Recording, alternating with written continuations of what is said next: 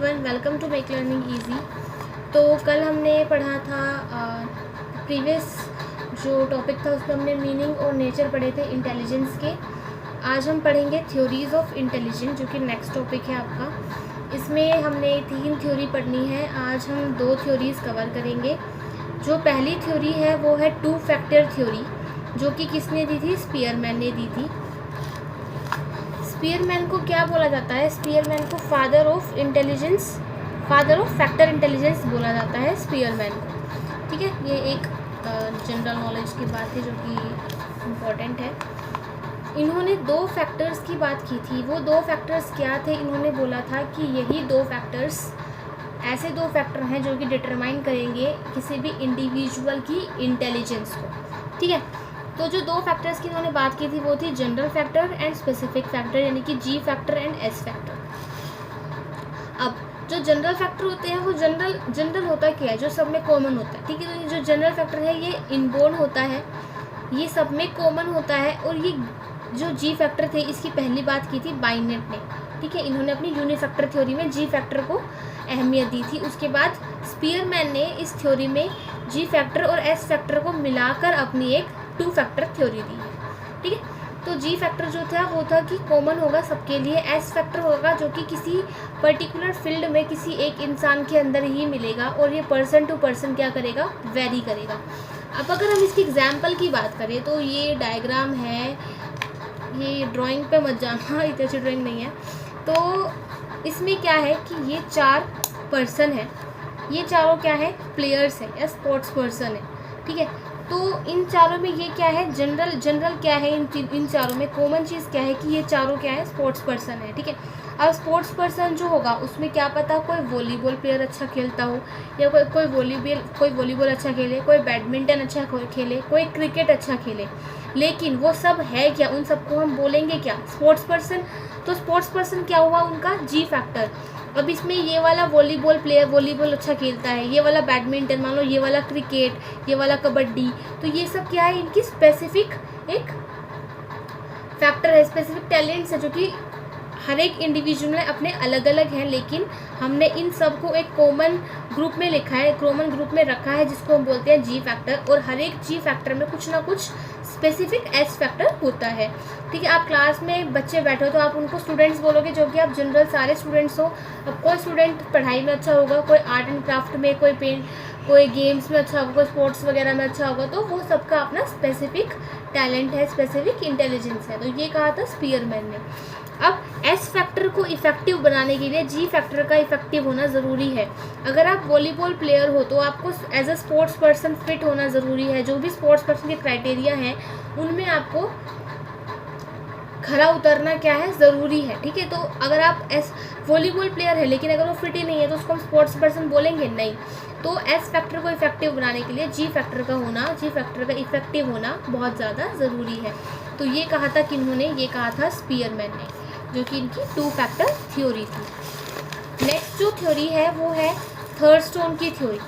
थर्डस्टोन की थ्योरी में इनकी थ्योरी को 2 नाम से जाना जाता है, primary mental ability theory and group factor theory. I don't know, group नहीं दिख रहा, इसको हम बोलते हैं ग्रुप फैक्टर थ्योरी। ठीक है, इन्होंने जी फैक्टर और एस फैक्टर का क्या किया था? अपोज किया था। इन्होंने बोला था कि हम सिर्फ 2 फैक्टर के बेसिस पे किसी भी इंसान की इंटेलिजेंस को नहीं बता सकते। इन्होंने कुछ 7 मेंटल एबिलिटीज़ बताई थी इंटेलिजेंट की, और इनके अकॉर्डिंग इन्हीं 7 मेंटल एबिलिटीज़ क्या अराउंड जो होता है वो इंसान की इंटेलिजेंस इवॉल्व करती है। अब वो 7 मेंटल एबिलिटीज़ क्या क्या थी? ये एक निमोनिक है, वैसे आई डोंट थिंक सो कि इसकी ज़रूरत पड़ेगी क्योंकि आप किसी भी सीक्वेंस में याद कर सकते हो, बट फिर भी अगर किसी को ना याद हो तो सत्य प्रकाश ने वीरवार में रसमलाई खाई, वीरवार यानी थर्सडे। तो सत्य प्रकाश में जो एस है उससे आपका ये एस, प्रकाश पी, ने एन, वीर वी, डब्ल्यू वार, एम में आर रसमलाई। तो ये आप इससे ऐसे याद रख सकते हो अगर आपको कोई निमोनिक की नीड है तो। ठीक है, वैसे तो आप S P N V W M R से भी इस चीज़ को याद रख सकते हो। अब अगर हम बात करें पहली एस की, तो एस का मतलब होता है स्पेशियल। इन्होंने क्या बोला था कि स्पेशल होता है क्या है, स्पेशल होता है जो जगह को देखकर कुछ अपना रियलाइज़ कर सके, ठीक है, विजुअलाइज कर सके।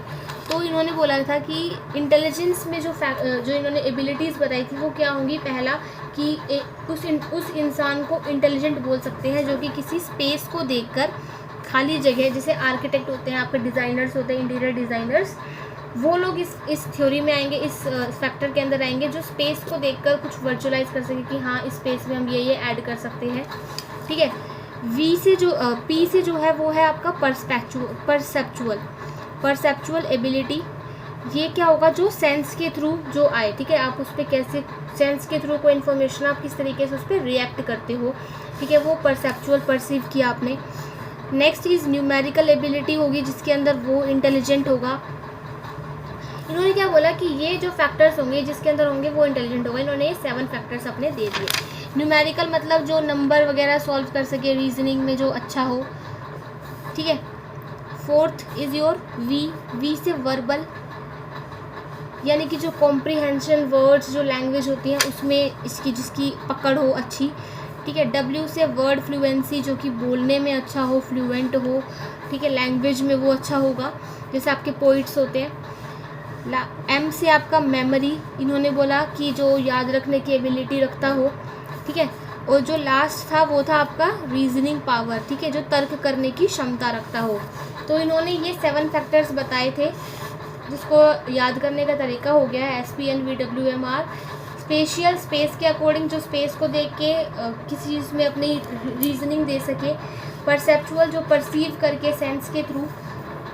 न्यूमेरिकल, जो जैसे आपके आर्यभट्टा हो गए या आपके जो मैथमेटिशियंस होते हैं उनको इस कैटेगरी में डाल दिया। वर्बल एबिलिटी, जो कॉम्प्रिहेंसिव को देखकर अपनी इंटेलिजेंस को शो करे। वर्ड फ्लुएंसी, जो अच्छे से फ्लुएंटली लैंग्वेज बोलकर, ठीक है। मेमोरी, जिसकी अच्छी हो, या जो रीजनिंग तर्क अच्छे से दे पाता हो। तो इन्होंने ये 7 फैक्टर्स दिए। गार्डनर की थ्योरी जो है वो थोड़ी सी बड़ी है, तो उसको हम नेक्स्ट वीडियो में कवर करेंगे। गार्डनर ने जो थी, उन्होंने मल्टीपल इंटेलिजेंस थ्योरी दी थी। इन्होंने सिर्फ 7 फैक्टर्स पे पूरी इंटेलिजेंस को रिस्ट्रिक्ट कर दिया है कि यही 7 फैक्टर्स होंगे, इसके अलावा कोई फैक्टर होगा तो उसको इंटेलिजेंट नहीं मानेंगे। लेकिन गार्डनर ने क्या किया था, उन्होंने मल्टीपल फैक्टर थ्योरी दी थी कि इंटेलिजेंस को हम किसी 1 या 2 या 3 या 4 फैक्टर से नहीं, मल्टीपल फैक्टर से हम मेजर कर सकते हैं। तो गार्डनर की थ्योरी जो थी वो हम नेक्स्ट टॉपिक में करेंगे। आज के लिए सिर्फ स्पीयरमैन की और थर्स्टोन की थ्योरी हमने कवर की। आई होप ये आप सबको क्लियर हुई हो। Thank you.